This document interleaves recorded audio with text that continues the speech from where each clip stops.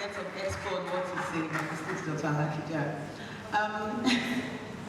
So I first of all like to say a big thank you to the Sworte team for setting up such an amazing event. I think the sharing of Nigerian stories is something that is really critical, particularly at this point of inflection in Nigeria's history. Please can we give them a round of applause? Most importantly, I'd like to thank my other panelists. I think, reading the pedigree of people who are on this panel with me, I honestly couldn't have asked for better people to be with. So thank you, God. Thank you very much for showing me. So, when I was reached out to talk about this, I had literally had an idea. I was thinking of what am I going to say? And something popped into my spirit and made me realize that if I had taken that step, I would have immediately been invalidated from being here today. So when I was younger, I had finished my BSc, I really wanted to go and school abroad. I really, really wanted to.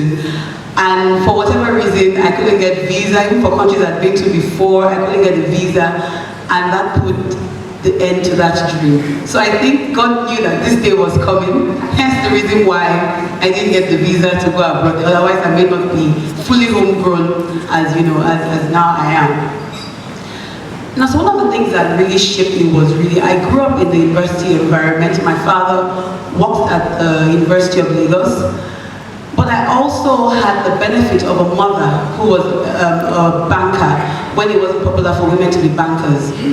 And so I had the academia, environment that I grew up in. I had my mother's banking experience. My grandparents were, what we now call entrepreneurs, but hustlers in those days, who were pretty much, one was in construction and one was in, buying and selling. And so very quickly I was thrown into, I would say, a world of different, views. So my father was properly academic, my mom was, anchor, and my grandparents were in the business world. And at that instant, the first thing I did was I chose who I wanted to be influenced by. I chose what I wanted to be influenced by. I was influenced a lot by my mom. Because she was a banker, immediately I realized that it is not impossible to be all that I want to be, particularly as a woman. Like I said, it wasn't popular. She was a banker when, 40 years ago, when it wasn't really popular to be a banker for a woman. And she worked doing that also with having 4 children. And so in that instant, she became my role model. I also had people around me, my aunt, who fully homegrown, had 2 degrees from the University of Lagos before she was, by the time she was age 24. Again, I chose to be influenced by seeing them and also to leverage on the experience that they gave me. Another thing that influenced me quite strongly was the environment I lived in. I lived in the University of Lagos. And if you know anything about the university environment, it's very competitive. So we're children of staff, but we're also very competitive in terms of where we, what we were doing. Are you 2-1? How many years did you get to university? Which school are you going to? We were very competitive. Again, for me, that wasn't a negative thing. In fact, it was very positive, because in that environment, while we played very hard, while we enjoyed ourselves, while we could roam the streets of University of Lagos campus very freely, when we all went back home, we only had one goal at the back of our minds. We had to do much better than you could even imagine. We were very driven to succeed.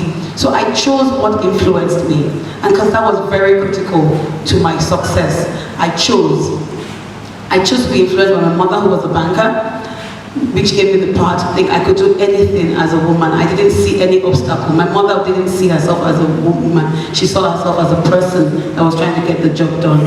I chose to be influenced by my environment, by the academic environment that I was in. I also chose to be influenced by the things around me. Now, is that saying there were no negative things around me? Absolutely not. I also grew up in the University of Lagos when cultism was almost at its peak. But even in that space, I chose not to be influenced. I grew up in an environment where, there were certain negative factors of how women would behave and men would behave. But that wasn't what I wanted to emulate. I wasn't going to be that lady or that girl who compromised her standards. So I chose. I learned from situations around me. It is very important to learn from what goes on around you. I had obstacles in my job, when I was in my trajectory, very early in my working career. There was a time when I worked in Standard Trust Bank, now UBA, and they were right-sizing people. And in right-sizing people, I was laid off. Now, it is very easy to be in that situation, and I was young, because then I was 24.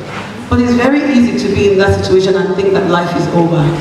It's very easy to be in that situation and think that you can't make it anymore, particularly when you feel like I did nothing wrong. But ultimately, in that instant, I learned from that experience. I learned that I could overcome. I learned that there were opportunities out there for me. I rolled up my sleeves. I looked for work. And within a month, I got a job. So I learned from that experience. I also learned from the experience I was thrown into. So in joining Standard Trust Bank, I was supposed to be in the front office, but I was put in marketing, and I don't like marketing. I thought, you know, I don't want to be a marketer. You hear banking and marketing, you're not so inspired. But what that taught me was it made me bold, it made me brave. I could knock on doors, I could get things done. I could, you know, I used to go marketing on Saturday. I learned from that experience resilience. I learned new skills. I learned how to sell. I learned how to manage people.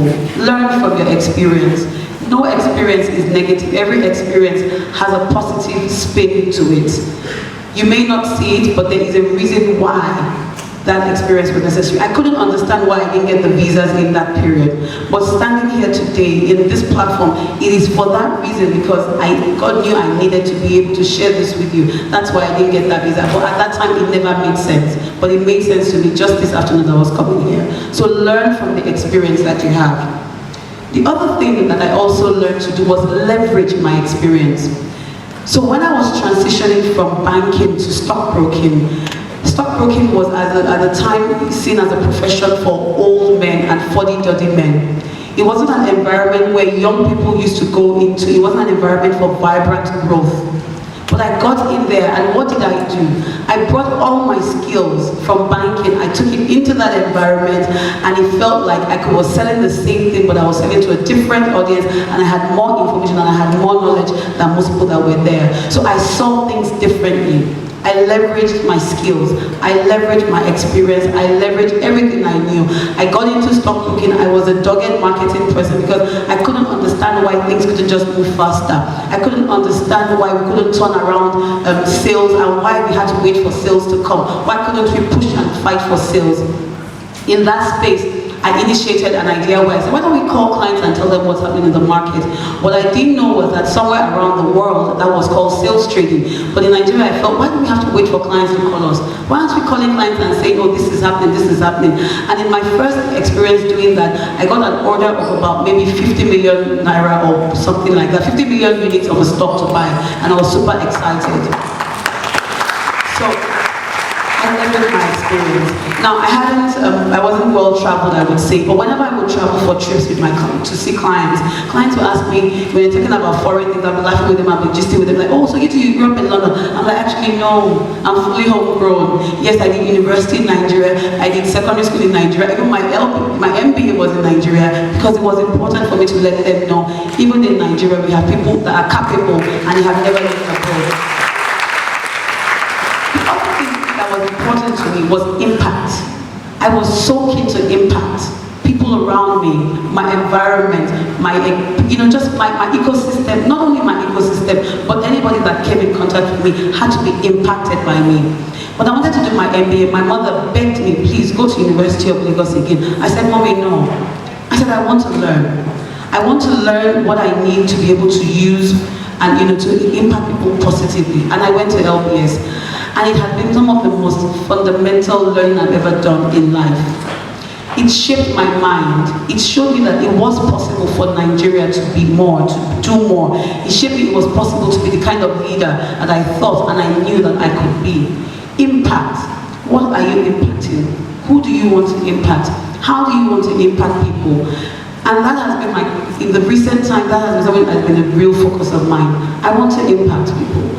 I want to be able to impact people in a way to let them know that this is our country. I don't want to go anywhere. I don't want to live anywhere. If you know anything about me, my mother said, if they only knew that if they gave me this visa that you will come back. You don't know that I don't like going abroad. I actually don't like it. I love this country. If they only knew that if you will go, you'll be one of you that will come back. And for me, when I look around Nigeria, what I see are opportunities. I look at people like Paystack, I'm immensely impressed.